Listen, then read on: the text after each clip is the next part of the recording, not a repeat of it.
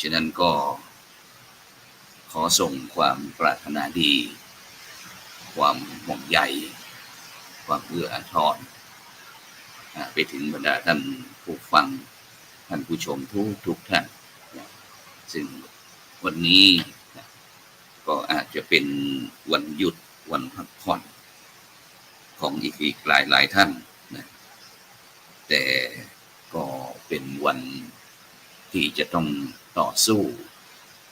ในการดำเนินชีวิตการทำงานของอีกหลายคนดังนั้นฝนตกเมื่อไหร่ก็อดนึกส่งเป็นห่วงเป็นใยไปถึงบรรดาพี่น้องประชาชนที่ได้รับผลกระทบจากอุทกภัย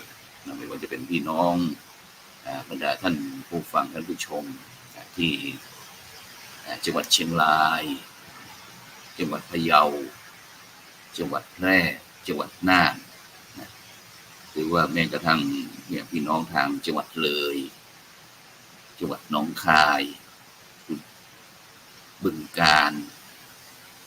อุบลราชธานีอะไรต่างๆที่บรรดาน้องน้ำที่ได้รับพายุลุกแล้วลุกเล่าก็ทำให้พี่น้องประชาชนได้รับผลกระทบอย่างหลีกเลี่ยงไม่ได้หลายท่านหลายคนก็บ่นบอกว่าไม่อยากที่จะมีชีวิตอยู่หลายท่านหลายคนก็บอกว่าหมดเนื้อประดาตัวหลายท่านหลายคนก็บอกว่าชีวิตฉันตลอดทั้งชีวิตใกล้จะเกษียณแล้วเพราะว่าเหลือเวลาอีกไม่กี่วันก็เหลือเวลาประมาณสัก10 วันก็คงจะเป็นอดีตครั้งหนึ่งในชีวิตที่ได้ทำงานได้สนองงานเป็นข้าราชการไทยซึ่งก็จะต้องถึงวัยที่จะต้องพักผ่อนชนิดเป็นต้นฉะนั้นบรรดาท่านผู้ฟังท่านผู้ชมทุกท่านนะซึ่งคำปรารภคำบอกกล่าวบอกเล่าต่างๆเหล่านี้ก็ล้วนแต่เป็นสิ่งที่สะท้อนจากเราท่านทั้งหลายว่าชีวิตคนเรานี่มันก็มีแค่นี้เองนะไม่มีอะไรที่จะกีรังยั่งยืนไม่มีอะไรที่จะแน่นอนนะหมุนเวียนเปลี่ยนไปนะครั้งแล้วคนแล้วคนเล่านะซึ่งโดยเฉพาะโลกใบนี้นะที่มีที่นับเป็นประเทศนะที่นับเป็นประเทศนี่ก็ประมาณ193ประเทศนะที่ทั่วโลกของเรานะที่มีในพื้นแผนที่ของโลก193นะหรือว่า193ประเทศหลายท่านหลายคนก็คงจะนึกไม่ถึงว่าประเทศที่น่าอยู่ที่สุดในโลกที่สุดในโลกก็คือ1 ใน 10เนี่ย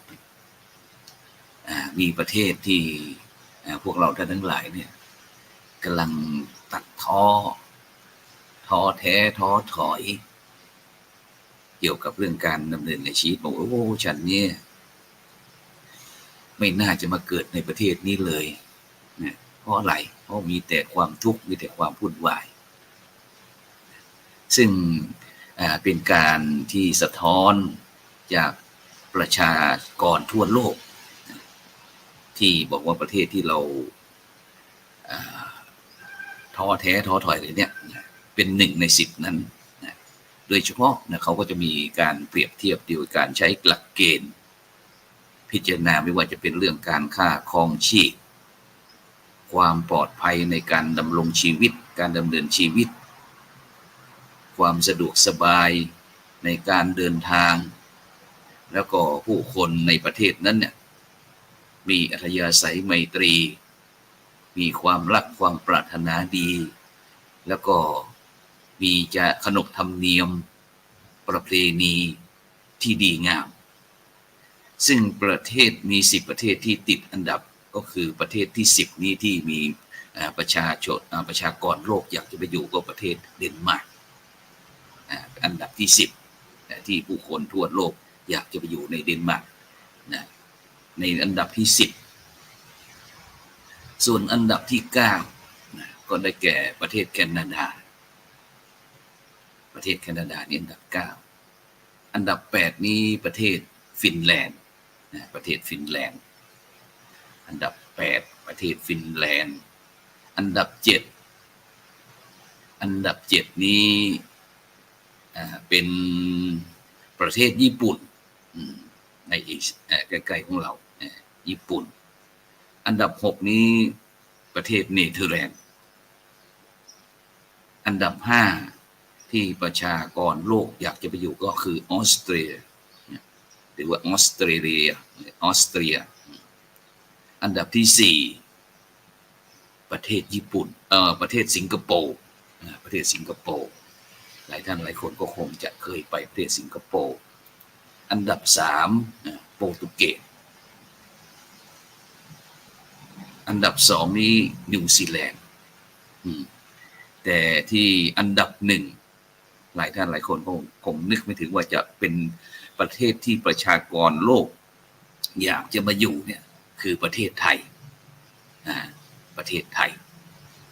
ฉะนั้นที่ประเทศไทยติดอันดับ1ในความเป็นประเทศที่น่าอยู่ที่สุดในโลกเนี่ยก็เพราะว่าประเทศไทยนี่เป็นประเทศพุทธนะรู้จักกันทั่วโลกแต่ไม่รู้เฉพาะคนไทยนี่แหละที่ว่าเมืองไทยน่าอยู่ที่สุดในโลกเพราะเป็นเมืองแห่งพระพุทธศาสนาเพราะฉะนั้นบรรดาท่านผู้ฟังท่านผู้ชมทั้งหลายถึงแม้ชีวิตของท่านทั้งหลายจะได้พบได้เจอสิ่งที่ปรารถนาบ้างไม่ปรารถนาบ้างสมใจบ้างไม่สมใจบ้างผิดหวังดีใจเสียใจหรือว่าฝนตกน้ำท่วมวันนี้จะมีใครเอาอะไรมาให้เราไหมวันนี้เราจะได้สตางค์เท่าไหร่ถ้าเป็นพระคุณเจ้าวันนี้เราจะรับกิจนิมนต์กี่ที่กี่ทางจะได้เท่าไหร่ชนิดเป็นต้นสิ่งเหล่านี้ที่มันเกิดขึ้นในการดำเนินชีวิตของเราท่านทั้งหลายเนี่ยก็อย่าไปวิตกกับสิ่งที่ยังมาไม่ถึงสิ่งที่อย่าไปวิตกกับสิ่งที่มันผ่านมาความพ่ายแพ้หรือว่าความผิดหวังความสมหวังผิดหวังสมหวังความสุขหรือว่าความทุกข์เพราะอะไรเพราะว่าหากชีวิตมนุษย์เราจะเรียบง่ายก็คงจะไม่เริ่มต้นด้วยการร้องไห้เมื่อครั้งที่พวกเราท่านทั้งหลายเนี่ยที่เกิดขึ้นมาในโลกเมื่อแรกเกิดพ้นจากท้องพ่อท้องแม่มาก็อูแวก็ร้องไห้เหมือนกันฉะนั้นเกิดมาเราก็ร้องไห้แหละเพราะฉะนั้นคนเราเกิดมาพร้อมกับเสียงร้องไห้ของตัวเองแต่ตายไปเนี่ยนะถือว่าสูญเสียชีวิตไปสิ้นลมหายใจไปพร้อมกับเสียงร้องไห้ของผู้อื่นช่วงเวลาระหว่างนั้นเขาเรียกว่าชีวิตคนหรือว่าชีวิตมนุษย์ชีวิตสรรพสัตว์แมวชอบกินปลาแต่แมวลงน้ำไม่ได้ท่านทั้งหลายเคยเห็นไหมแมวไปเล่นน้ำลงน้ำว่ายน้ำไม่มีไส้เดือนปลาเนี่ยปลานี่ชอบกินไส้เดือนแต่ปลาขึ้นฝั่งมากินไส้เดือนไม่ได้ชีวิตคนเราก็เช่นเดียวกันบรรดาท่านผู้ฟังทั้งหลายชีวิตของคนเราเนี่ยมันก็มีทั้งได้มีทั้งเสีย มีทั้งได้มีทั้งเสียมีทั้งที่เลือกได้แล้วก็ชีวิตที่เลือกไม่ได้แล้วก็ต้องล้มเลิกไปเพราะฉะนั้นเนี่ยบรรดาท่านผู้ฟังทั้งหลายในชีวิตของคนเราเนี่ยไม่มีทางที่ทุกอย่างทุกสิ่งทุกอย่างเนี่ยจะเป็นไปดังใจนึกหรือว่าสมใจนึกได้ทั้งหมดเพราะฉะนั้นเนี่ยบรรดาท่านผู้ฟังทั้งหลายก็อย่าไปคิดเล็กคิดน้อยกับใครนะเพราะอะไรเพราะว่ามันไม่คุ้มค่ามันไม่คุ้มค่าทำไมถึงอาตมาถึงบอกว่ามันไม่คุ้มค่านะมันไม่คุ้มค่าก็จงอย่าจริงจังนะกับตนเองเกินไปจงอย่าจริงจังกับตนเองเกินไปนะเพราะมันเหมือนกับจะทำร้ายตัวเองแล้วก็จะจมปลักอยู่กับแต่อดีตเพราะมันไม่ได้อะไรขึ้นมาจงอย่าจริงจังกับปัจจุบันมากไปเพราะว่าชีวิตของคนเราเนี่ยยังก็ต้องเดินกันต่อไปไม่ใช่จบตรงนี้ซึ่งโดยเฉพาะในโลกเนี่ยมันไม่มีอะไรเป็นของเรานอกจากสุขภาพร่างกายที่แข็งแรงนะซึ่งก็เกิดมาจากสุขภาพใจที่เข้มแข็งเปี่ยมด้วยกำลังนะสุขภาพใจนะเพราะว่าคนเรานี่มีทั้งสุขภาพกายแล้วก็สุขภาพใจสุขภาพกายนี่เราก็จะต้องหมั่นออกทำงานนะหรือว่าออกกำลังกายหลายท่านหลายคนบอกว่าการเล่นชีวิตของเราทั้งชีวิตไม่เคยเล่นอะไรกีฬาอะไรสักสิ่งสักอย่างหลายท่านหลายคนบอกโอ้ยเราไม่ไปหากินกับการแข่งขันกีฬาอะไรหรอกนอนเฉยๆก็ได้แต่หลายท่านหลายคนก็โอ้โหเดี๋ยวนี้เราลองนึกถึงลูกๆนักกีฬาไทยหลายสโมสรหลายชนิดกีฬาที่สามารถที่ประกอบเป็นอาชีพเขาเรียกว่ามืออาชีพ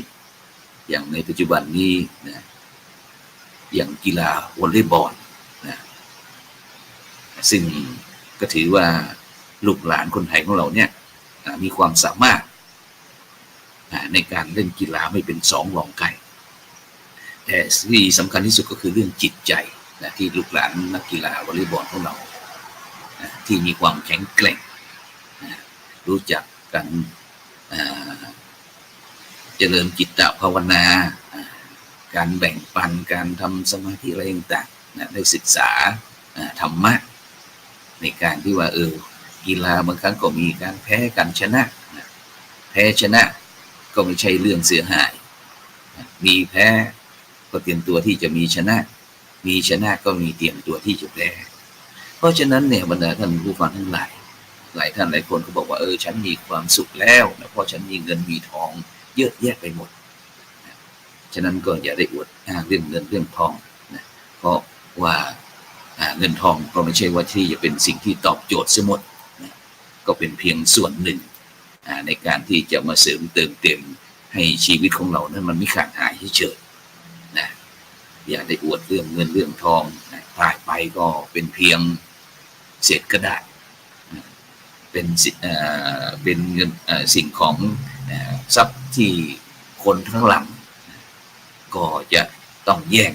ชิงกันอาจจะถึงกับฟ้องลงฟ้องศาลจากพี่จากน้องก็อาจจะเป็นศัตรูเคยรักกันหวานปานจะคืน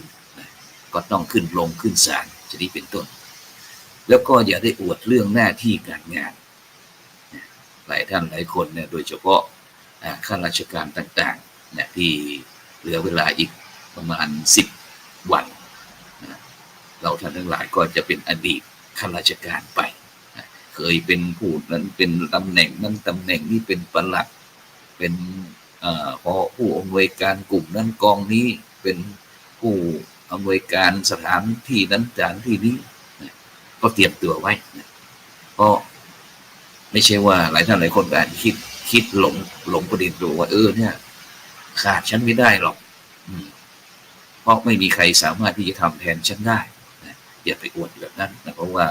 เมื่อเราออกไปแล้วนะก็จะมีคนมาแทนที่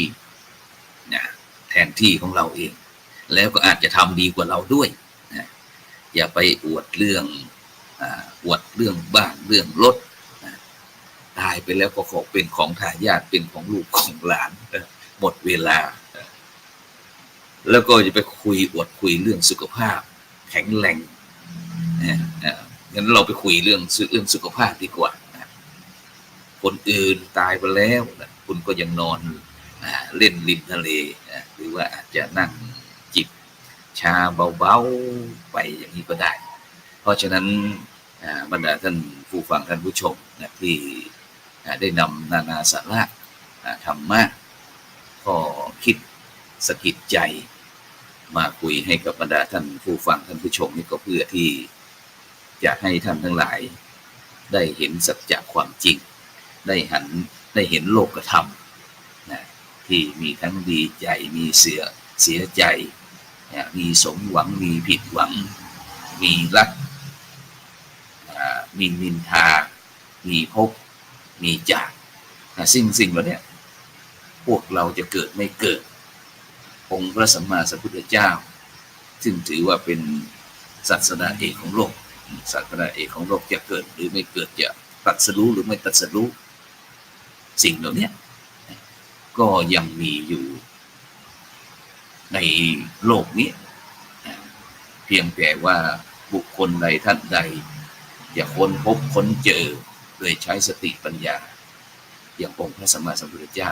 ก็เป็นอีกเรื่องหนึ่งเพราะฉะนั้นจงใช้สติในการดำเนินชีวิตสติมาปัญญาจะเกิดสติก็จะเกิดปัญญาเพราะฉะนั้นพี่น้องประชาชนที่กำลังประสบกับปัญหาอุทกภัยในปีนี้ก็ขอจงต่อสู้จงเข้มแข็งเกี่ยวกับเหตุการณ์ต่างๆที่เกิดขึ้นในการดำเนินชีวิตของเราท่านทั้งหลายเพราะว่ามีน้ำท่วมเดี๋ยวมันก็แห้งมีน้ำแห้งเดี๋ยวน้ำก็ท่วมชนิดเป็นต้นเพราะฉะนั้นเราจงอยู่ตามความเป็นจริงที่เราจะต้องพบประสบเจออย่างที่ศูนย์ประสานงานฝ่ายสาธารณสงเคราะห์ของมหาเถรสมาคมประจำจังหวัดชุมพรท่านอาจารย์ชัยศิลป์ก็บอกว่าโทรศัพท์มาบอกว่าในวันที่3 ตุลาคมก็รับบริจาคช่วยเหลือผู้ประสบภัยภาคเหนือนี่เป็นพี่น้องทางภาคใต้จากจังหวัดชุมพรเป็นคณะกรรมการโครงการหมู่บ้านรักษาศีล5คนใต้ซึ่งก็มีความคณะกรรมผู้ดำเนินรายการเองก็เช่นเดียวกันบรรดาท่านผู้ฟังทั้งหลายก็เป็นคณะกรรมการแล้วก็เลขานุการโครงการหมู่บ้านรักษาศีล5คนเหนือก็คือดูแลงาน16จังหวัดภาคเหนือของเราก็จะมีความรู้คุ้นเคยกับคณะครูบาอาจารย์ทั่วประเทศฉะนั้นเราก็จะมีการแชร์ประสบการณ์ต่างๆในการทำงานซึ่งโดยเฉพาะไม่ว่าเหตุการณ์ซึ่งไม่ใช่ว่าตอนนี้จะเฉพาะแต่ภาคเหนือเท่านั้นนะบรรดาท่านผู้ฟังทั้งหลายแม้แต่พี่น้องทางภาคใต้บางจังหวัดก็ได้รับผลกระทบจากอุทกภัยเช่นเดียวกันนี่ก็เป็นความมีน้ำใจความเอื้ออาทรจากศูนย์ประสานงานฝ่ายสาธารณสงเคราะห์ของมหาเถรสมาคมประจำจังหวัดชุมพรโดยเฉพาะท่านอาจารย์พระมหาชัยศิลป์ชัยสิทธินี่ก็ปริญญาธรรมทั้ง9ประโยคอาจารย์ก็เป็นคณะกรรมการเป็นเจ้าวาดวัดดอนสายแก้วตำบลนาทุ่งอำเภอเมืองชุมพรจังหวัดชุมพร นะซึ่งบรรดาท่านผู้ฟังท่านผู้ชมนะที่กำลังติดตามทั่วประเทศหรือว่าทั่วโลกนะหรือว่าจะติดตามทาง Facebook ทาง YouTube นะพร้อมทั้งภาคีเครือข่ายอะไรต่างๆก็สามารถนะที่จะร่วมช่วยเหลือผู้ประสบภัยภาคเหนือกับศูนย์ประสานงานฝ่ายสาธารณสงเคราะห์ของมหาเถรสมาคมประจำจังหวัดชุมพรที่วัดดอนสายแก้วตำบลนาทุ่งอำเภอเมืองชุมพรจังหวัดชุมพรโทรศัพท์นี่ก็0817974138ท่านอาจารย์พระมหาชัยศิลป์ชัยสิทธิเจ้าอาวาสวัดดอนสายแก้ว0817974138นี่คือเบอร์โทรศัพท์ของท่านเพราะฉะนั้นในวันนี้ก็เช่นเดียวกันบรรดาท่านผู้ฟังทั้งหลายนะภารกิจของคณะกรรมการโครงการหมู่บ้านรักษาศีล5คนเหนือโดยการนำของพระเดชพระคุณหลวงพ่อพระเทพรัตนนายกประธานคณะกรรมการพระเดชพระคุณหลวงพ่อพระเทพสิงหวราจารย์รองประธานคณะกรรมการท่านอาจารย์เจ้าคุณพระศรีศิลปาจารย์ดร.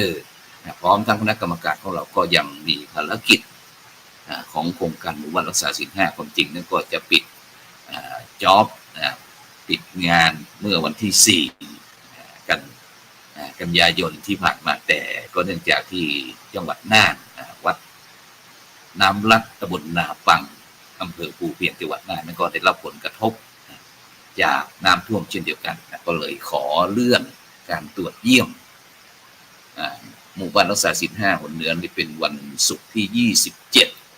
เดือนกันยายนนี้ก็เหลืออีกไม่กี่วัน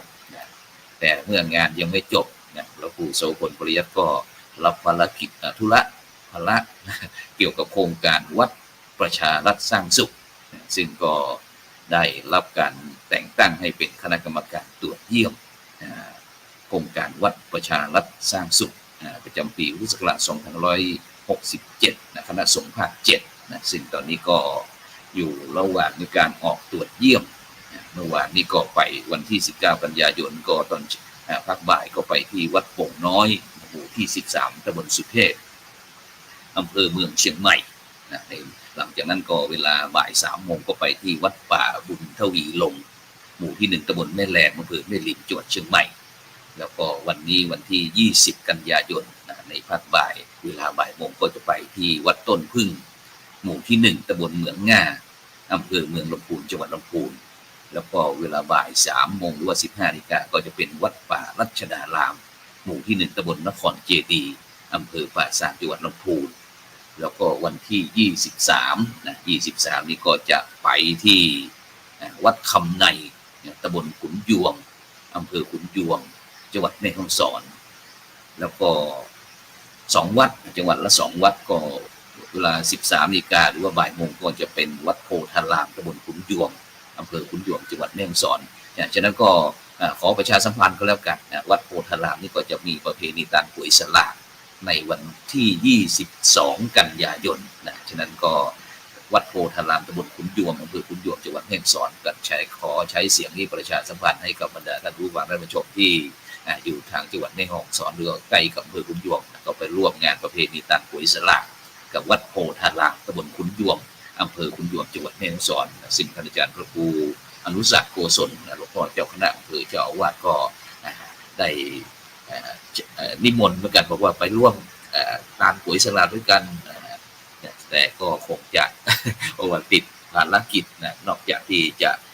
มีงานเกี่ยวกับเรื่องโครงการวัดประชารัฐสร้างสุขแล้วก็ยังมีโครงการหมู่บ้านรักษาศีล5อีกนะแล้วก็ยังมีงานอีกเยอะแยะมากมายนะฉะนั้นก็พระครูโสพลผู้ดำเนินการก็สุขใจที่ได้ทำนะฉะนั้นวันนี้ก็ขอบคุณอนุโมทนาคุณโยมสมพรคนจุฬาพรจุลีพรคุณโยมบรรเย็นคุณชาววิทย์ชาววิทย์ชาญวิทย์คุณบุญสุดาคุณพัสพรธนพันธ์คุณโยมธนพันธ์คุณโยมประวินกรทุกคนพร้อมทั้งแม่ทอนแม่สีทอนบ้างคุณยออีกหลายท่านหลายคนที่ไม่ได้เอ่ยชื่อโดยนี้ก็ตอนเช้านี้วันนี้ก็อาจจะ ได้รับผลกระทบจากฟ้าจากฝนก็เลยไม่สามารถที่จะติดตามก็ได้ซึ่งเราก็สามารถที่จะติดตามย้อนหลังได้ฉะนั้นก็ในเช้าวันนี้ความจริงก็จะเป็นกำหนดการที่เป็นรายการแล้วก็จะเป็นของท่านอาจารย์เจ้าคุณพระสิทธิวชิรานุกูลแต่เนื่องจากวันนี้ท่านอาจารย์เจ้าคุณอาจจะขัดข้องทางเทคนิคเพราะในเมืองเชียงใหม่ของเราฝนก็ยังตกอยู่ฉะนั้นก็ต้องขอบคุณอนุโมทนากับบรรดาท่านผู้ฟังท่านผู้ชมทุกท่านที่กำลังติดตามแล้วก็ติดตามย้อนหลังฉะนั้นก็บรรดาท่านผู้ฟังท่านผู้ชมก็สามารถที่จะส่งข้อความมาทางอินบ็อกซ์แล้วก็ในคืนนี้เราก็พบกับในการสังฆพัฒนาเพื่อประชาชนซึ่งในค่ำคืนนี้นั้นก็ได้รับการประสานงานมาจากทางกรมป่าไม้กรมป่าไม้ซึ่งก็จะเป็นเกี่ยวกับเรื่องป่าชุมชนยุคใหม่จะบริหารจัดการอย่างไรดีซึ่งก็จะมีผู้อำนวยการทั้งของจากกรมป่าไม้ต่างๆพร้อมทั้งภาคีเครือข่ายป่าชุมชนทั้งภาคเหนือภาคใต้ภาคกลางภาคอีสานต่างๆก็จะมาออกในรายการสังฆพัฒนาเพื่อประชาชนบทบาทพระสงฆ์ในยุคนิวอมอนซึ่งทางช่องธรรมะเป็นทีของเราก็ได้รับการสนับสนุนจากมูลนิธิ1016เพื่อการกุศลคณะสงฆ์จังหวัดเชียงใหม่พร้อมทั้งโครงการวัดประชารัฐสร้างสุขโครงการหมู่บ้านรักษาศีล5มหาวิทยาลัยมหาจุฬาลงกรณราชวิทยาลัยเขตเชียงใหม่แล้วก็มูลนิธิโพธิยาลัยมูลนิธิของยูนิเซฟพร้อมทั้งมูลนิธิสาธารณะบุคคลเครือข่ายสาธารณะบุคคลพร้อมทั้งภาคีเครือข่ายต่างๆซึ่งพร้อมโดยเฉพาะสังฆสงฆ์นักพัฒนาสังฆะเพื่อสังคมทางภาคเหนือของเราก็ได้ร่วมด้วยช่วยกันฉะนั้นก็ในค่ำคืนในเช้าวันนี้ในเช้าวันเสาร์ก็ขอให้บรรดาท่านในเช้าวันศุกร์ก็ขอให้บรรดาท่านผู้ฟังท่านผู้ชมได้มีความสุขกันตลอดทั้งวันแล้วก็ดำเนินชีวิตด้วยความไม่ประมาทสำหรับในเช้าวันนี้ก็ขอนำในการธรรมะรับอรุณจากบรรดาท่านผู้ฟังไปก่อนขอเจริญพร